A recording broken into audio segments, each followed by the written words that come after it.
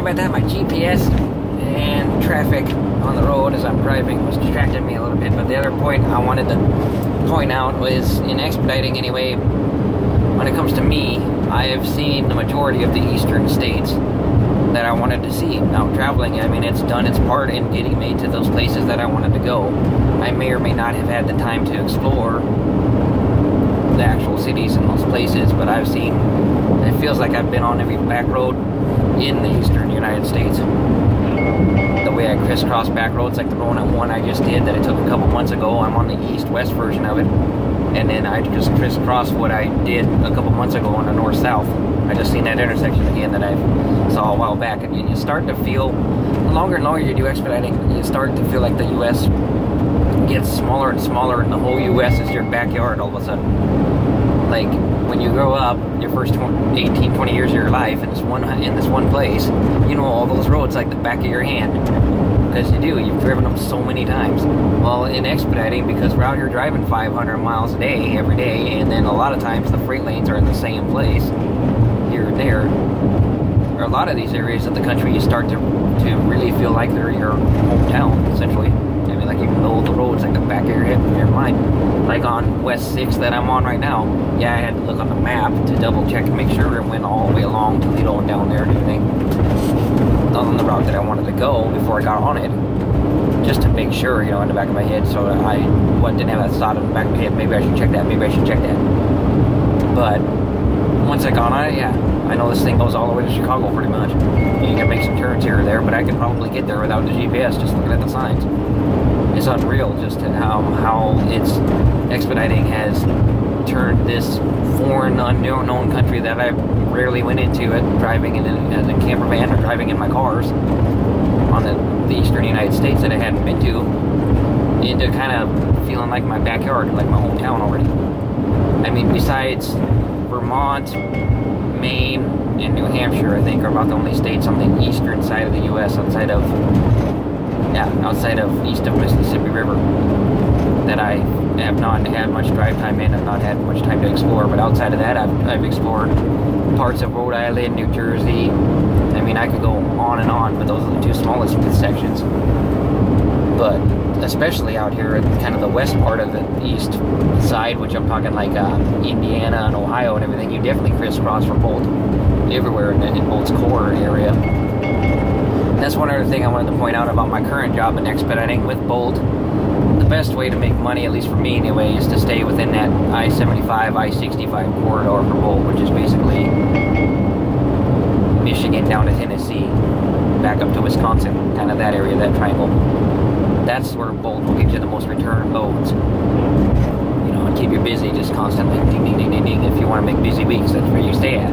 If you venture out to New York like I did this last weekend, or Pennsylvania, or North Carolina, or South Carolina, or Virginia, or West Virginia, anywhere on the East Coast like that, they'll get you to there, and they'll probably get you to there with a decently long mile load, but getting back out is kind of iffy. I was really lucky in the fact that I got a 600-mile load to upstate New York, and then a turnaround load going all the way back to almost Iowa. The slight problem I'm going to have now is Davenport, Iowa has never been routinely that great, because it's a John Deere load that I'm dropping off. I almost guarantee you they'll call me and offer me a further into Iowa load, and I'll be like, nope, that ain't happening, because there's no way I'm getting back out of Iowa. The only place to get out of Iowa at is Davenport for Bolt. So there's a little bit of a slack there, you know. Once I deliver Monday morning, I'm gonna kind of be stuck out there. I wouldn't say in the middle of nowhere, but kind of on the edge of the middle of nowhere, and I'm gonna be bugging the office to get me going again. But it's a little further than I wanted to drop this load off this time around. But they're just coming back to it though, that expediting, you know, I've been able to see a hell of a lot of this country that I wanted to do, so I've done everything I kind of want to do with expediting in terms of the eastern United States.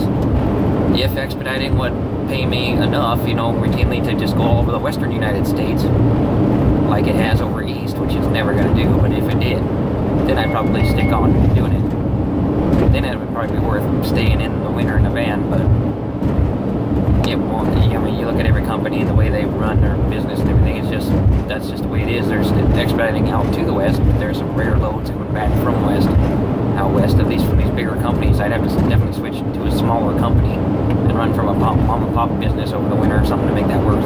But to me, it's not worth messing with a generator and a heater or a sleeping bag or Mr. Buddy heater system or whatever, you know, all winter long. It's just not when I know they're that, at least temporarily, there's someplace, technically speaking, better or warmer or stationary that I can go at least over the winter. So that's my plans anyway, is to go out there, take a break for the winter, see what I'm going to do next summer. Next summer I might go on a cruise ship or might go back into expediting. I might be doing something different for a summer job.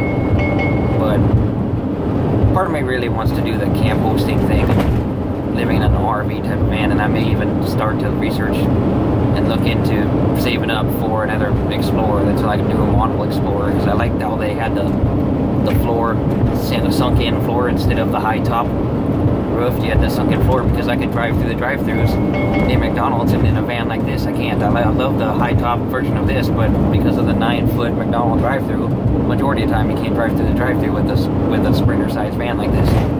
But with that camper van and live in it like an RV, people don't even know that's an RV. It looks like a regular cargo van, almost, just a funky, different looking cargo van. But I liked how it had its own unique look. And really, I'm really missing that van. I really wish I had not driven all over the country and blew the engine up in Wyoming. I wish I'd have just taken the time and left it someplace, if nothing else, while I went and did my travels, and came back and built that thing out as a home.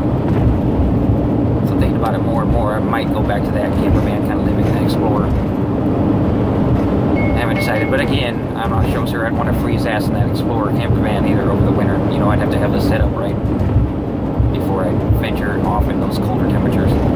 Summertime I have no problem with. I can sleep 89 degrees usually a lot of times, unless it's just soaking wet sweat or something where you're sweating so much that the salt in your sweat gets in your eyes and keeps you awake. Unless it's that hot temperature, I can usually sleep in a nice hot van with the windows rolled down.